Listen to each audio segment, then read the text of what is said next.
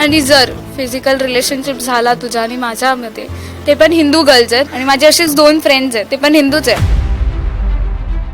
मैं उसको ओयो लेकर गया हूँ. मैं उसके साथ में एक वीक में हर एक चीज़ें करके आता हूँ. 4-5 फोटोज पाठवलेत, ते पण हिंदू गर्ल्स आहेत आणि माझे असेच 2 फ्रेंड्स आहेत. त्यांचा नंबर काढून पहिला त्यांना मेसेज केलाय, त्याच्यानंतर त्यांनी मला मेसेज केलाय. माझे फ्रेंड्स लोक सांगत होते मला की बी अलर्ट, हा अशरफ खूप जास्त घाण बोलतोय.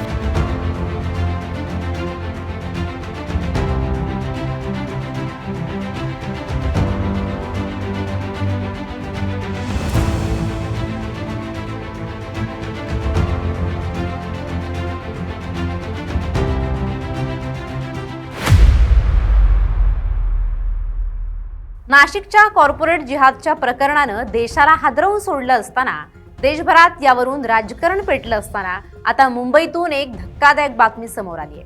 अशरफ मला लॉजवर चल म्हणाला असा धक्कादायक दावा एका हिंदू मुलीनं केलाय. मी जिथे कामाला होती तिथे अशरफ नावाचा पोरगा होता. माझं फ्रेंडशिप वगैरे काहीच नव्हतं, मी ओळखत पण नव्हती कोण आहे हा कोण नाही आहे. मला मेसेज कॉल वगैरे करून एवढा घाण बोलत होता ज्याची काहीच लिमिट नव्हती. प्रॉम्प्ट व्हिडिओ वगैरे पाठवत होता तो मला, ज्याची काही लिमिट नव्हती. आणि कॉलवरती तर एवढं घाण बोलत होता मी सांगू पण नाही शकत किती घाण बोलत होता. पूर्ण गूज बम्स येत होते, तेवढ्या लेवलवरती तो घाण बोलत होता मला. आणि जर फिजिकल रिलेशनशिप झाला तुझ्या आणि माझ्यामध्ये आणि काही झालं, त्याच्या फोनमध्ये त्यांनी मला 4-5 फोटोज पाठवलेत, ते पण हिंदू गर्ल्स आहेत आणि माझे असेच 2 फ्रेंड्स आहेत, ते पण हिंदूच आहेत. त्यांचा नंबर काढून पहिला त्यांना मेसेज केलाय, त्याच्यानंतर त्यांनी मला मेसेज केलाय. माझे फ्रेंड्स लोक सांगत होते मला की बी अलर्ट, हा अशरफ खूप जास्त घाण बोलतोय. तर त्याच्यानंतर जेव्हा माझी फ्रेंडनी धमकी पण दिली त्याला की ना मैं पुलिस कंप्लेंट कर दूंगी, मेरे को मेसेज वगैरे मत करो, आणि तिने ब्लॉक केलं. त्याच्यानंतर ह्यानी मला मेसेज केलाय आणि मैं उसको ओयो लेकर गया हूँ.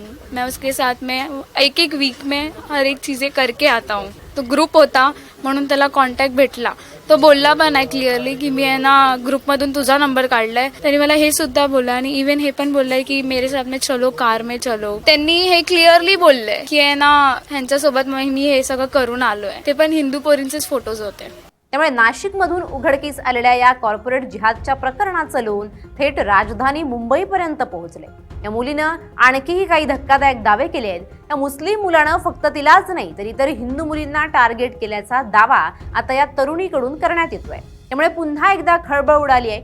या तरुणानं आणखी किती मुलींना मेसेज केले, मेसेजवर हा तरुण नेमकं काय बोलायचा, मुलींना जाळ्यात ओढण्याचा कसा प्रयत्न करायचा, तसंच या प्रकरणात आता आणखी किती मुली आहेत या सगळ्याचा आढावा घेणारा हा व्हिडिओ पाहूयात. नमस्कार, मी मृणाली पिळणकर. नाशिकमधील खळबळजनक प्रकरणानंतर आता मुंबईतही कॉर्पोरेट जिहादचे पडसाद उमटले असून आगरीपाडा पोलिसांनी एका मुजोर तरुणाला बेड्या ठोकल्यात. अशरफ सिद्दीकी नावाच्या या नराधमानं एका हिंदू तरुणीला आजकाल हिंदू मुलींना मुस्लिम मुलंच आवडतात असं म्हणत तिचा छळ केल्याचा धक्कादायक प्रकार समोर आलाय. या घटनेमुळे मुंबईत संतापाची लाट उसळली असून कॉर्पोरेट क्षेत्रातील महिलांच्या सुरक्षेचा प्रश्न पुन्हा एकदा ऐरणीवर आलाय. ही घटना एका नामांकित खासगी कंपनीत घडली जिथे पीडित हिंदू तरुणी टेलिकॉलर म्हणून काम करत होती. त्याच कंपनीत कार्यरत असलेल्या अशरफ सिद्दीकीनं या तरुणीवर वाईट नजर ठेवली होती. सुरुवातीला त्याने तिला कामाच्या बहाण्याने जवळीक साधण्याचा प्रयत्न केला, मात्र तरुणीने त्याला प्रतिसाद दिला नाही.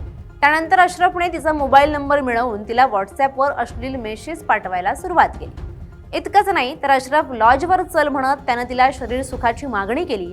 जेव्हा पीडितेनं तीव्र विरोध केला आणि आपण हिंदू असल्याचं त्याला ठणकावून सांगितलं, तेव्हा त्यानं अत्यंत आक्षेपार्ह विधान करत तिचा मानसिक छळ केला. जेव्हा तरुणीनं आपण हिंदू असल्याचं सांगितलं तेव्हा आरोपीने आजकाल हिंदू मुलींना मुस्लिम मुलंच आवडतात असं विधान करून तिचा मानसिक छळ केल्याचा दावा केलाय. तपासादरम्यान असंही उघड झालंय की अशरफनं केवळ याच तरुणीला त्रास दिला नाहीये, तर कंपनीत मुलाखतीसाठी येणाऱ्या इतर 3 ते 4 हिंदू मुलींचं वैयक्तिक मोबाईल क्रमांक बेकायदेशीरपणे मिळवले. या मुलींनाही तो अशाच प्रकारे अश्लील मेसेज पाठवून त्रास देत होता. पीडित तरुणीनं हिंमत दाखवून आगरीपाडा पोलीस ठाण्यात तक्रार दाखल केली आहे. पोलिसांनी तांत्रिक पुराव्यांच्या आधारे तपास चक्र फिरवत अशरफला अटक केली. त्याच्यावर भारतीय न्याय संहितेच्या 74, 75, 78 आणि 79 या कलमान्वये तसंच IT ऍक्टच्या कलमानुसार गुन्हा दाखल करण्यात आलाय. या प्रकरणानं नाशिकच्या जखमेवर मीठ चोळलंय. नाशिकच्या एका बड्या IT कंपनीत हिंदू महिला कर्मचाऱ्यांचं लैंगिक शोषण करणं, त्यांना नमाज पठणासाठी आणि धर्मांतरासाठी भाग पाडणं असे गंभीर प्रकार उघडकीस आले होते.